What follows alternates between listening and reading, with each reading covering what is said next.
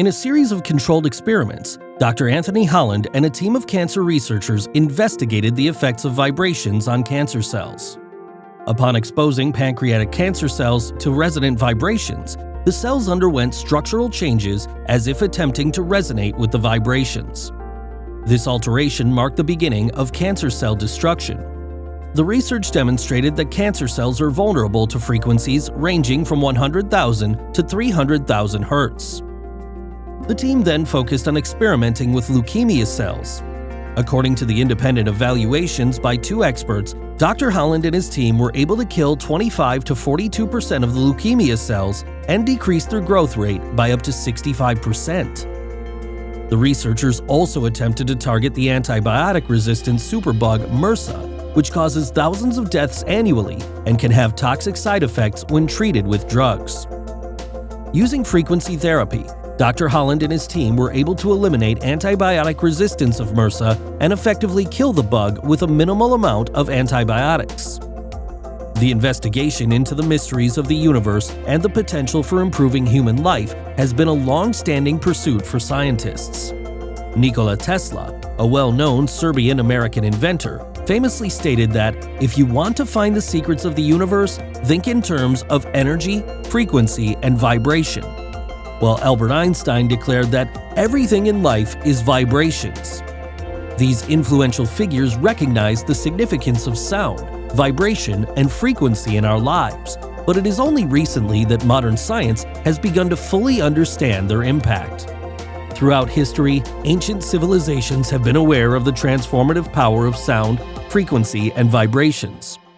From ancient practices to modern scientific discoveries, the effects of vibrations have been studied and utilized for a variety of purposes. In this video, we'll delve into the rich history of these practices and explore the latest findings on the power of vibrations. Be sure to like this video and subscribe to our channel to stay up to date on our latest content. Without further ado, let's begin.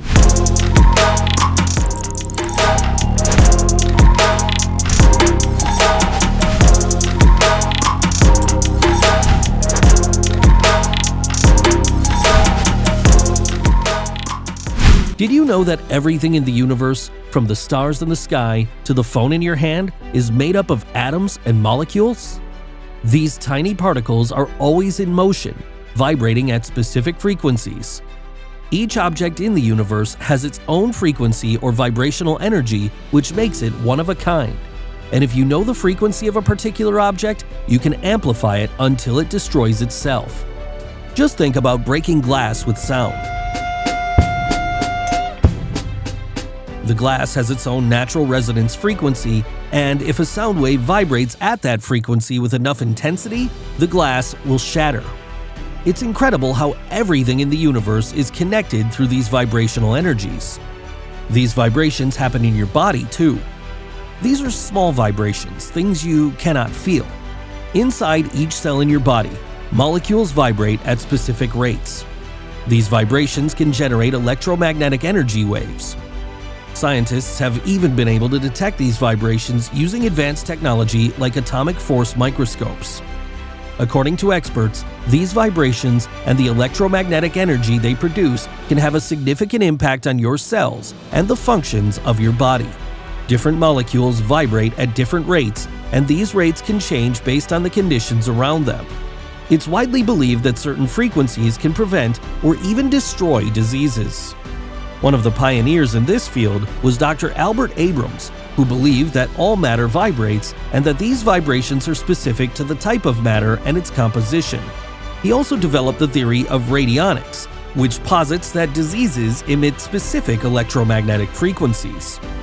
Building on this work, American scientist Royal Raymond Rife invented a device called the Rife machine in the 1920s to treat cancer. This machine uses low-energy electromagnetic waves similar to radio waves to target cancer cells, causing them to undergo cell death. According to Rife, using the machine for a few minutes each day for a certain period of time can cure cancer. In 1934, a group of doctors conducted a study using the Rife machine on 16 terminally ill cancer patients in a San Diego hospital, and 14 of the patients were cured within 70 days. The other 2 patients were reported to be cured 20 days later. This discovery has the potential to completely transform the medical industry, yet for unknown reasons, it has been suppressed and kept under wraps. Despite the collaborative effort to suppress the information and destroy all evidence of this groundbreaking technology, other scientists were able to independently confirm the validity of the discovery through testing. Using a frequency healing device developed by Rife, they were able to eliminate up to 60% of cancer cells in patients, demonstrating the incredible power of resonant frequencies to heal the body. However, the FDA took steps to ensure that all trace of this technology was destroyed, leaving us to wonder what other potential medical advances may have been silenced in the same way. In recent years, Dr. Anthony Holland conducted an extensive research study on the effects of specific frequencies on living cells, using a device called the Resonant Frequency Therapy Device developed by Dr. James Baer. After months of experimentation in the lab, Dr. Holland discovered that a combination of 2 specific frequencies, one low and one high, could destroy microorganisms. The higher frequency was found to be 11 times the lower frequency, a harmonic relationship known in music as the 11th harmonic. When this harmonic was introduced, microorganisms were observed to shatter as if made of crystal glass. Dr. Holland also experimented targeting specific organisms with specific frequencies and found success in this approach as well.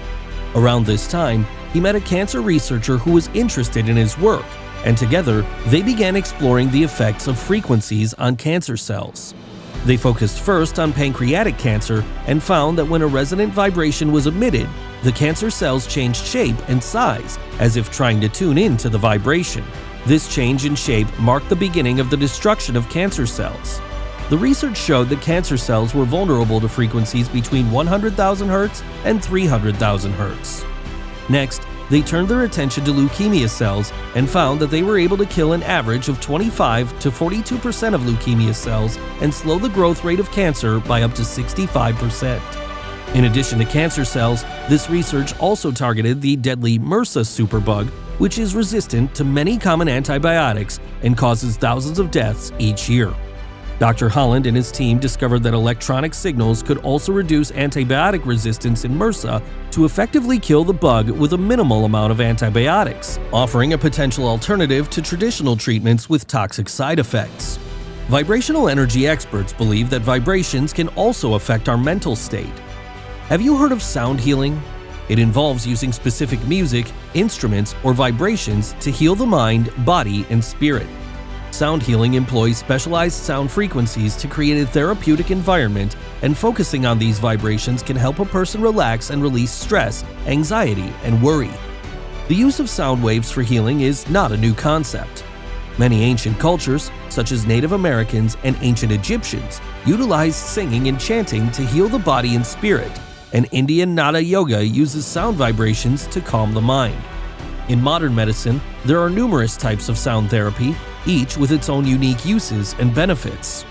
Neurologic music therapy can reduce stress and promote relaxation, and a 2017 study found that music therapy is more effective than prescription drugs in reducing anxiety levels prior to surgery.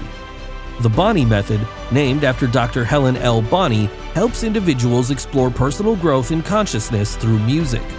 Binaural beats, also known as brainwave entertainment, stimulate the brain into a specialized state using pulsing sound and encourage the brainwaves to align with the frequency of the beat. It is believed that these binaural beats help induce relaxation, enhanced focus, and sleep. With the advancement of technology, researchers can now detect and measure the subtle vibrations and energy fields in the human body. More and more scientists and doctors are showing an interest in the applications of vibrational medicine. In the future, we can see a surge of global research and discoveries in vibrational medicine. Even the great Albert Einstein once predicted that future medicine will be the medicine of frequencies. The power of vibration, frequency, and sound is not just used in healing your mind and body. It is believed to have many other uses too. Did you know that several recent research studies have successfully levitated objects through the manipulation of sound waves? Although modern scientists have not been able to use sound waves to lift heavy objects, it seems ancient civilizations had been successful in doing so. This fascinating story about acoustic levitation comes from remote Tibet. In 1939, a Swedish doctor named Dr. Jarl went to a remote Tibet to treat a High Lama. After spending some time in Tibet, he witnessed how monks use acoustic sound to levitate rocks to a hilltop. According to his record, there was a polished slab of rock with a cavity in the middle. This hole had a diameter of 1 meter and a depth of about 15 centimeters. Using yak oxen, a block of stone was maneuvered into the cavity. The block was about 1 meter wide and 1.5 meters long. Then, 13 drums and 16 trumpets were set in an arc of about 90 degrees, 63 meters away from the large slab of stone. Among the drums, 8 stood out for their unique design, featuring a cross-section of 1 meter and a length of 1.5 meters. These drums were open at one end and had a metal bottom at the other, upon which the monks struck with powerful leather clubs. The monk who played the small drum signaled the start of the performance after the stone was placed in position. The small drum could be heard even amidst the loud din of the other instruments for its piercing sound. Then they began to play the instruments together, singing and chanting at the same time. For the first 4 minutes, nothing happened, but as the tempo began to increase, the heavy slab began to sway. After a few moments, the slab suddenly took off into the air and landed on top of the cliff, 250 meters above the ground. The monks repeated this process to levitate 5 or 6 more rocks onto the cliff per hour on a parabolic flight track approximately 500 meters long and 250 meters high. From time to time, a stone would split and the monks would move the split stones away. Initially, Dr. Jarl was skeptical, believing that he might be the victim of mass psychosis. So he decided to film the event to document what he was seeing. He made 2 films of the incident which showed the same things he had witnessed. Unfortunately, the English society for which Dr. Jarl was working confiscated the films and declared them classified, leaving the rest of the world unaware of this mysterious and intriguing spectacle. Although these tapes were never seen again, the drawings Dr. Jarl made of this levitation still remains today. Modern scientists have also conducted many experiments on sound waves and levitation. In 1987, Dr. David Deek designed and built an acoustic levitation chamber as a microgravity experiment for NASA.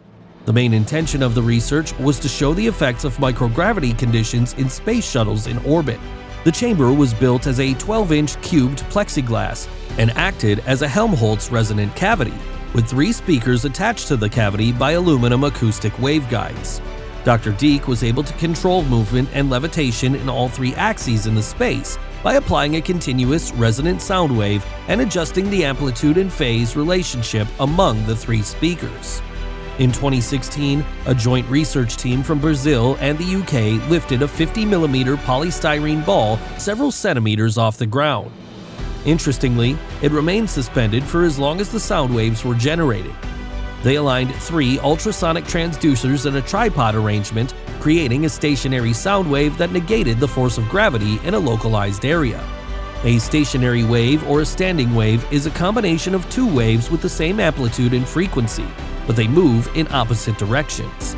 In 2017, a research team from the University of Bristol levitated a polystyrene ball with a diameter of 2 centimeters. They used a single ultrasonic transducer and a sound reflector to generate a stationary sound wave. A few years ago, NASA developed a sonic drilling technology to mine minerals from rocks discovered on space missions. This invention re-sparked interest in the use of sound to generate force and the ability to levitate objects through sound and vibrations. Although modern science and research have limited knowledge of levitation, there are many historical records and speculations on levitation using the power of sound and vibrations. There is a popular theory among people that some large buildings and structures around the world were built with the use of acoustic levitation. The pyramids, Stonehenge, and the Roman Temple of Jupiter at Baalbek are some of these places. The construction of the Great Pyramid of Egypt has been the target of much debate over the years. No one really knows how they were built. At present, the Great Pyramid has a height of 138.5 meters. The whole construction would have required 2.3 million large blocks weighing 6 million tons in total. It's generally estimated that construction of this size involved a workforce of 4,000 to 5,000 men over a period of 20 years. But there is a lesser-known story about the construction of the pyramids. According to some historians, the ancient Egyptians may have had access to a device that could be tuned to a specific frequency, allowing them to cut massive stones as if they were cutting butter. This advanced technology is thought to have been used to create the impressive Al Nasal rock formation in Saudi Arabia and the Pumupunku complex, featuring dozens of perfectly cut stones. If you're skeptical of this possibility, just take a look at these ancient structures for yourself and see the incredible craftsmanship on display. According to a 10th century Arab historian named Abu Hassan Ali al-Masudi, the ancient Egyptians used levitation to construct the pyramids. Al-Masudi described a process in which a papyrus imprinted with symbols was placed under the stones and how a metal rod was struck against the stones to begin levitation. The metal poles placed on each side would guide this stone along a fenced path. From Al-Masudi's writings, some also believe that these poles could have been used to generate sound vibrations, which would have initiated the levitation. However, Al-Masudi's accounts are often met with skepticism. As the pyramids were already thousands of years old at the time of his writing, it is unclear how he obtained this information. It could have been part of an oral history that was passed from generation to generation.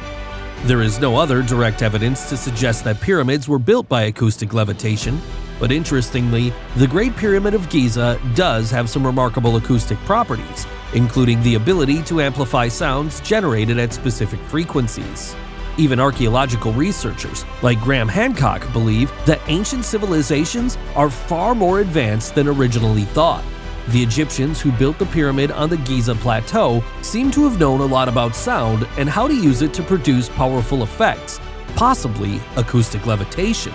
There are many other ancient structures constructed from massive blocks of stone.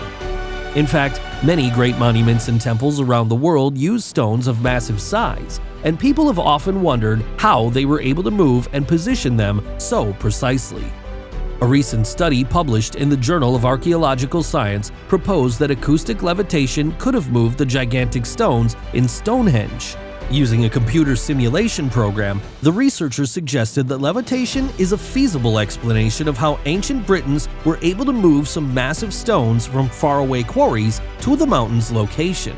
Another ancient monument that has been attributed to acoustic levitation is the Temple of Jupiter at Baalbek, Lebanon.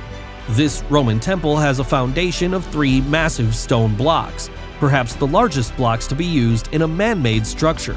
Each of these weighs as much as 1,000 tons. Historians agree that Roman cranes used at the time were not able to lift this much weight, and no crane would have been able to position them together with such precision. Another baffling sight is the Hajar el-Hibla, a monolith found near a quarry nearby. This rectangular piece of stone is one of the largest blocks ever cut by humans and weighs nearly 1,200 tons. It would require thousands of men to even budge this stone, let alone move it. For many, the temple's original method of construction remains an archaeological mystery. But not if you consider acoustic levitation. According to modern researchers on vibration and frequency, moving a heavy object and splitting or cutting it evenly is certainly possible with sound waves. Interestingly, there is another recent creation some people credit to acoustic levitation. This is the Coral Castle located in Florida. It is an oolite limestone structure built by the eccentric Latvian-American immigrant Edward Leedskalnin between 1923 and 1951. The stone castle complex has nearly 1,000 large stones cut in different shapes: tables, chairs, slab walls, a water fountain, a crescent moon, and a sundial. Leedskalnin is said to have cut, shaped, and lifted all stones by himself. During the period of construction, no one was allowed to visit the place or observe his work, so there were no eyewitness records of how he worked. Leedskalnin never admitted to using sonic levitation, but it's said that he had an interest in radios and possessed a huge collection of radio equipment. He also showed a deep interest in magnetism, frequency, and energy, and wrote books and pamphlets on it. In one of his written works, he admitted, "I have discovered the secrets of the pyramids and have found out how the Egyptians and the ancient builders in Peru, Yucatan, and Asia, with only primitive tools, raised and set in place blocks of stone weighing many tons." If these claims about acoustic levitation are correct, our ancestors knew the secrets of the universe, the power of vibration, frequency, and sound. But somewhere along the way, we lost this knowledge. If modern scientists and researchers were to rediscover these secrets, the world we know today would certainly be a very different place.